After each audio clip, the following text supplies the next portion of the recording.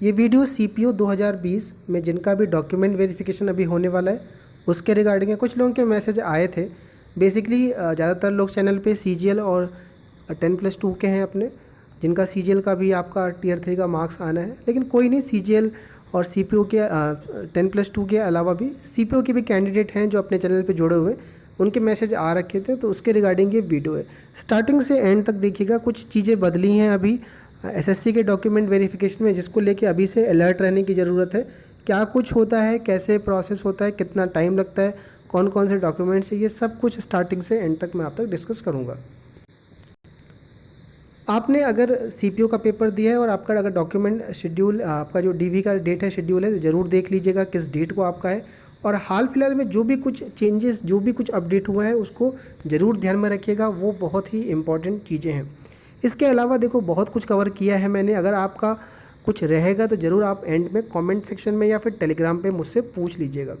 देखिए, शेड्यूल आपका यहाँ पर दिख रहा होगा, टाइमिंग यहाँ पर दिख रही होगी और आपका बैच भी दिख रहा होगा। 15 तारीख से लेके 21 तारीख तक का आपका यहाँ पे दिख रहा है, राइट। अब ये देख करके आपको ये ज़रूर आएगा, कई लोग नए होते हैं उनको नहीं पता रहता है, इसका एडमिट कार्ड आपको अलग से मिलेगा।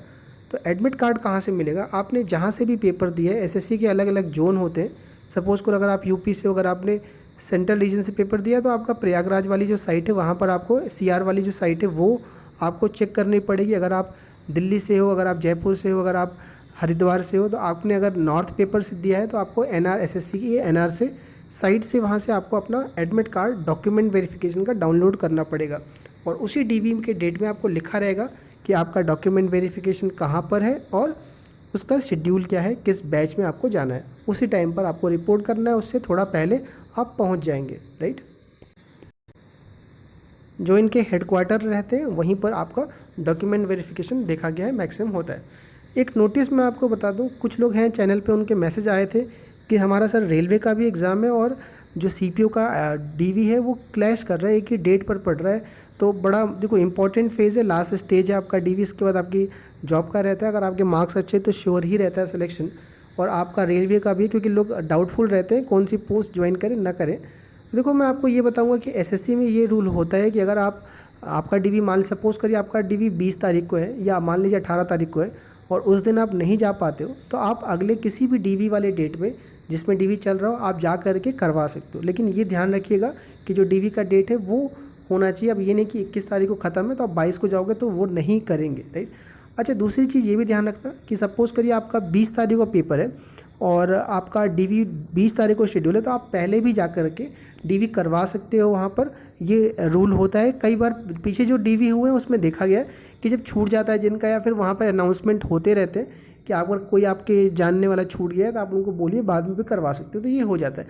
लेकिन एक चीज़ मैं आपको फिर कहूँगा कि देखो, एसएससी में डिफरेंट जोन होते हैं, हर जोन का अपना अलग पॉलिसी होता है। पूरा डीवी मैंने कवर किया है, सीजीएल 18 से लेकर के अब तक कई सारे 4-5 डीवी मैंने पूरी कवर करी है। तो कुछ नई नई चीज़ें दिक्कत निकल के आती हैं जिसमें जोन टू जोन भी चीज़ें बदलती रहती हैं, राइट। तो ये आप पहले से थोड़ा अश्योर हो लीजिएगा, क्योंकि मान लीजिए आपका 18 तारीख को या 19 तारीख को है और आपने सोचा चलो 20 को करवा लेंगे हम, राइट। तो आप ट्राई करिएगा कि एक दिन पहले जाकर, अगर पास में है तो ये अश्योर हो लीजिएगा कि 18 तारीख को है, तो या तो आप पहले ही की बात कर लीजिए, राइट, या फिर आप बात के लिए। तो यार ये थोड़ा ज़रूर अपने एंड से भी अश्योर हो लीजिएगा। लेकिन यार ये है, आप इस बात को मान के चलिए, अगर इन केस अगर आप रिस्क ले भी रहे हो तो आप इसको मान के चलिएगा कि यार आपका डीवी किसी और डेट पर शेड्यूल हो जाता है और ये घबराने की कोई ज़रूरत नहीं है। डॉक्यूमेंट्स की बात करते हैं, जितना भी यहाँ पर लगा मैं करके बता रहा हूँ। 10वीं की मार्कशीट और सर्टिफिकेट अगर आपका एक ही आता है, सीबीएसई से किया है आपने, तो वो कंबाइंड आता है। अगर कोई दूसरे स्टेट से किया हो तो वहाँ अलग अलग भी देते हैं, तो आपको ये दोनों ही चाहिए। नाम में दिक्कत रहती है बहुत लोगों को, फादर का नाम गलत है, ये है वो है। कुछ भी दिक्कत नहीं है, आपका नाम गलत है, आपके फादर का नाम गलत है, कोई एफिडेविट की ज़रूरत नहीं है। थोड़ा बहुत आपसे बात करेंगे लेकिन कोई दिक्कत नहीं आएगी।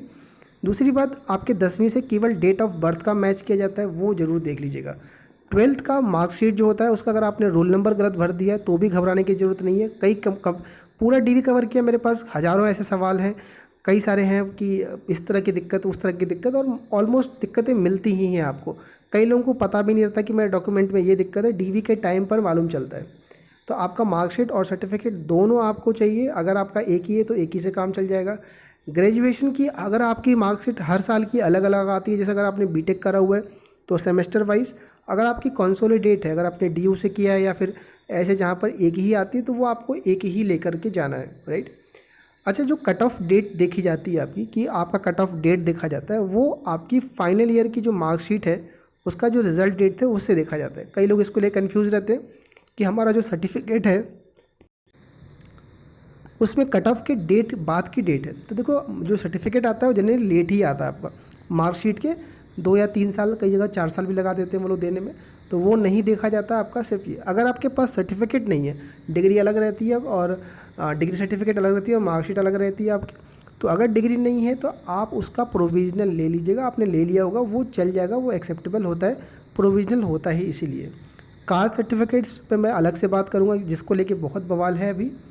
पीडब्ल्यूडी, अगर आप डिसेबिलिटी में हो तो आप इसको ज़रूर ले लीजिएगा। पोस्ट प्रेफरेंस फॉर्म, इसको डाउनलोड कर लीजिएगा, आपका सबका सेम है ऐसे। इसके 3-4 कॉपी अब ऐसी ज़रूरत नहीं पड़ेगी आपको, बिकॉज इसमें इतना कुछ सोचना नहीं है। 4-5 पोस्टें हैं, आपको पता है कौन सी लेनी है। सीजीएल और 10+2 रहता है तो उसमें आपको 30-40 डिपार्टमेंट रहते हैं, वहाँ कन्फ्यूज़न बहुत ज़्यादा बढ़ जाता है। आईडी प्रूफ, जिसमें आपका डेट ऑफ बर्थ वही हो जो एडमिट कार्ड में है। आप पैन कार्ड ले सकते हो, आधार कार्ड ले सकते हो। यार, आईडी प्रूफ एक एड्रेस वाला चाहिए होता है। अगर आपका आधार कार्ड ही अगर आपके पास है तो उसमें अगर एड्रेस है, एड्रेस कोई ज़रूरी वही नहीं है कि जिसमें आपका एडमिट कार्ड में पड़ा हुआ है। आपका कोई भी एड्रेस उसमें लिखा हो, ये मांगा जाता है। नॉर्थ रीजन में देखा गया है कि अक्सर ये मांगते हैं, तो आप उसकी भी फ़ोटोकॉपी ले सकते हो। फ़ोटोग्राफ चाहिए आपको, वहाँ पर लगाना होता है आपको, आपके वहाँ पर भी लगेंगे और आपके कमीशन कॉपी पर भी लगेगी, तो वो रख लीजिएगा। 4-5 कॉपी रख लीजिएगा, और फ़ोटो बहुत लगेंगे आगे, आप कॉपी करा के रख लीजिए। डॉक्यूमेंट वेरिफिकेशन का एडमिट कार्ड अलग से जारी होता है, उसको डाउनलोड कर लीजिएगा, उसको भी लेके जाना, उसके बिना आपको बाहर ही एंट्री नहीं देने देंगे, तो आप उसको ले लीजिएगा और देख लीजिएगा ठीक से किस डेट पर है। एनओसी की मैं बात करूं, जो लोग सेंट्रल गवर्नमेंट जॉब में है, केंद्र सरकार की नौकरी में है और वो लोग ज्वाइन कर रहे हो आपका, तो डिपार्टमेंट से एनओसी ले लीजिएगा, इंटीमेट कर दिया है। अगर आप नहीं भी लेते हो तो ज्वाइनिंग के टाइम पर आपको ज़रूरत पड़ेगी। अगर आप एज रिलैक्सेशन क्लेम कर रहे हो, राइट, आप अगर सेंट्रल गवर्नमेंट में हो, अगर आप उम्र में छूट के लिए कर रहे हो तो आपको फिर ये ज़रूरी है डीवी के टाइम पर ही, वरना आपको उम्र में छूट नहीं दी जाएगी, इसको दिमाग में रखिएगा। बात कर लेते हैं ओबीसी का, जिनका प्रोविजनल है, राइट। बहुत लोग हैं जिनका ओबीसी प्रोविजनल है। तो कट ऑफ जो क्रूशियल डेट की अगर आपका बात करनी, crucial date, cut off date जो है आपका, उससे 3 जो cut off date SSC notification में दे रखी है उससे 3 साल पहले का, और जो कोर्ट का ऑर्डर था उससे 6 महीने बाद तक का आपका वैलिड रहता है सर्टिफिकेट। अगर आपका इसके बीच का नहीं है तो अगर आप भाग दौड़ करके सोचते हो कि बनवा लूँगा तो नहीं बनेगा, आपको पता है बैक डेट में सर्टिफिकेट नहीं बनेगा आपका। लेकिन यार देखो, अभी लेटेस्ट में CGL 19 और CHSL 19 का डीवी हुआ था, पूरा डीवी मैंने कवर किया था। तो जिनका भी स्टेटस नहीं, जिनका भी क्रूशियल डेट के बीच का नहीं था, उन सबको प्रोविजनल में डाला गया। लोगों के दिमाग में डर रहता है कि क्या हमें फेल तो नहीं कर देंगे यार, बाहर तो नहीं कर देंगे, या कहीं जनरल में तो नहीं डाल देंगे। तो ओबीसी को किसी को भी जनरल में नहीं डाला गया है, 10+2 में भी और CGL में भी उनको प्रोविजनल दिया गया है। प्रोविजनल का जो स्टेटस होता है वो डिपार्टमेंट क्लियर करता है कुछ जगह पर आपसे कह देते हैं कि आप खुद ही, जब आपको डिपार्टमेंट मिल जाता है, एसएससी में बहुत सारे डिपार्टमेंट होते हैं, CHSL में भी बहुत सारे डिपार्टमेंट होते हैं, तो वो या तो आपको बोलेंगे कि वो क्लियर करिए, या वो खुद अपने एंड से करवा लेते हैं। लेकिन कुल मिला जुला के बस इतना समझिएगा कि प्रोविजनल वालों का थोड़ा बहुत अगर लटकाया भी तो लटकाया, वरना ज्वाइनिंग सबकी हो जाती है। 10+2 18 में बहुत लोगों को रोका था, लेकिन सबकी ज्वाइनिंग हो गई। तो आपको घबराने की ज़रूरत नहीं है, अगर आपका क्रूशियल डेट के बीच का नहीं भी है तो, राइट, आपका ज्वाइनिंग हो जाएगा। देखो ओबीसी का क्या सीन है, ओबीसी जो ईडब्ल्यूएस का सीन जो है आपका, ईडब्ल्यूएस सबसे पहले सीजीएल में आपका 19 में आया, 18 में नहीं था। तो सीजीएल 19 में जिनका भी cut off date financial year और वैलिड ईयर सही नहीं था, तो उन लोगों को क्या किया गया, प्रोविजनल दिया गया, राइट, और उनका फाइनल लिस्ट में नाम भी आ गया। सीजीएल 19 का रिजल्ट आ चुका है, आपको पता है, और जिनको भी प्रोविजनल मिला था उनका लिस्ट में नाम है। और लिस्ट में एक बार एसएससी के नाम आ जाता है तो डिपार्टमेंट थोड़ा बहुत दिक्कत करता है, ये ले आओ वो ले आओ, रोक भी देते हैं ज्वाइनिंग कुछ देर के लिए, लेकिन फाइनली हो जाता है, ये मान के चलिए आप। लेकिन जब CHSL का आया आपका, CHSL 19 की बताऊं, जो कि सीजीएल के बाद हुआ, तो वहाँ पर एक नई चीज़ देखने को मिली कि जो भी लोग EWS में EWS के अंदर प्रोविजनल थे, उनको प्रोविजनल नहीं दिया, उनको सीधा UR में ही काउंट करा, राइट। यानी जिनका भी सर्टिफिकेट सही नहीं था उन लोगों को सीधा डाला गया UR के अंदर, और उनको टाइम पीरियड दिया गया कि आप जैसे मान लो किसी का 20 तारीख को है तो और DV 30 को ख़त्म हो रहा है, तो उनको बोला गया कि आप 7 तारीख तक या फिर DV ख़त्म होने के 10 दिन के अंदर आप अगर सही सर्टिफिकेट यानी जो उनको चाहिए, सही वैलिड ईयर और फाइनेंशियल ईयर अगर ठीक करा के ले आते हो तब तो आपको EWS काउंट करेंगे, वरना आपको UR में डाल देंगे। कई लोगों को मेल आया, बाद में खलबली बहुत मची इसको लेके, कई लोग चले गए UR में। रीज़न उसका वही था कि उनके पास बैक डेट में बनवाने का सही कोई साधन नहीं मिल पाया और टाइम भी बहुत कम था, इस वजह से लोग रह गए, बहुत लोग फाइनल लिस्ट से। फाइनेंशियल ईयर और वैलिड ईयर केवल 2 चीज़ चेक किया जाता है, कट ऑफ डेट नहीं चेक कर रही है SSC। पिछले जो DV मैंने पूरा कवर किया है, CPO 2020 है ये, तो आपका फाइनेंशियल ईयर 19-20 लगेगा, वैलिड ईयर 20-21 लगेगा। आप इसको देख लीजिएगा अपने हिसाब से। सेंट्रल का फॉर्मेट स्टेट का फॉर्मेट को लेके भी बड़ा बवाल रहता है। देखिए, अगर आपके पास सेंट्रल का फॉर्मेट है अच्छी बात है, स्टेट का भी है, देखो बैक डेट में बनेगा नहीं है, चल रहा है आपका 22, आप बनवाने जाओगे तो नहीं बनेगा, तो आप परेशान उसको लेकर के ना रहिए, आप DV करवा लीजिएगा, राइट। और जो आपके पास स्टेट का ही आप उसको ही ले जा करके प्रोड्यूस करिएगा, राइट, घबराने की ज़रूरत नहीं है। पोस्ट प्रेफरेंस के रिगार्डिंग पेड सर्विस चल रही है, जो लोग भी पर्सनल हेल्प चाह रहे होंगे रिगार्डिंग कोई भी चीज़, डॉक्यूमेंट्स के रिगार्डिंग, पोस्ट प्रेफरेंस के रिगार्डिंग या किसी भी तरह की CGL के रिगार्डिंग स्टार्ट हो गई है 20 के रिगार्डिंग। करीब अभी कुछ लोग जुड़े हैं आपसे, कॉल पर जा रही है, तो आप ले सकते हो, ये टेलीग्राम ग्रुप का नीचे लिंक दिया हुआ है। और अगर आपके छोटे मोटे डाउट्स है डॉक्यूमेंट्स को लेकर के या कुछ, तो आप मुझे ऐसे ही यूट्यूब कमेंट पे लिख दीजिए या फिर टेलीग्राम पर भी लिख दोगे, रिप्लाई आपके हर एक कमेंट के जाते हैं। थोड़ा कॉल पे या पोस्ट डिफरेंस में समय लग जाता है, मेरे पास टाइम रहता नहीं है, और बहुत सारे इधर कॉल आ गए थे, इस वजह से ये शुरू करा गया है, और इससे थोड़ा सा रोक लगती है, तो मैं भी थोड़ा सा अपने काम कर पाता हूँ। अगर आपको लगता है ये चीज़ आप कर सकते हो, बाकी कोई ऐसी कोई ख़ास ज़रूरत नहीं है। बात करते हैं कि प्रोसेस होता है क्या है DV में, जो लोग नए हैं जानिए। जब आप DV पर पहुंचोगे, आपका जो शेड्यूल टाइम रहेगा, तो पहले आपको वो बाहर बैठा देंगे वहाँ मेन एंट्री करने से पहले, और आपको बोल देंगे कि आपके जितने भी डॉक्यूमेंट्स की फ़ोटोकॉपी लाए हैं आप उन सबको आप अरेंज कर लीजिए और उसको सेल्फ़ अटेस्ट कर लीजिए। सेल्फ़ अटेस्ट आपको अपना साइन करना होता है, लिखना होता है सेल्फ़ अटेस्ट उसके ऊपर, और डेट डालनी होती है उसकी, राइट। वो पहले से आप कर लीजिएगा। उसके बाद आपको भेजेंगे वहाँ से बारी बारी करके।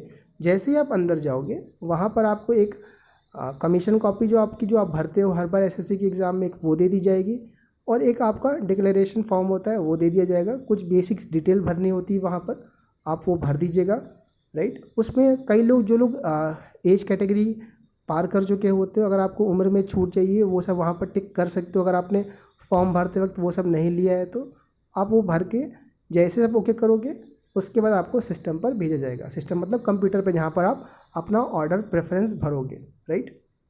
तो वहाँ पर आपसे 2 लोग बैठे रहते हैं, एक SSC का ऑफिशियल अधिकारी बैठा रहेगा, एक जनरली कॉन्ट्रैक्ट पे लड़के हायर किए होते हैं जो कंप्यूटर ऑपरेटर रहते हैं, राइट। तो जो SSC के अधिकारी रहते हैं वो आपसे एक आपका ओरिजिनल मांगेंगे और आपका फ़ोटोकॉपी उससे देखेंगे कि ये आपका मैच कर रहा है कि नहीं कर रहा है।